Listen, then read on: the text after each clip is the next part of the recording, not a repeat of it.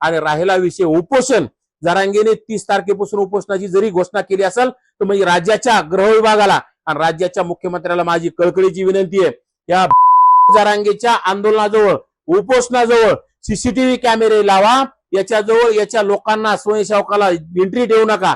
याला सगळ्या गोष्टी तुमच्या शासनाच्या अधिकारी शासनाच्या कर्मचाऱ्याच्या माध्यमात झाल्या पाहिजे.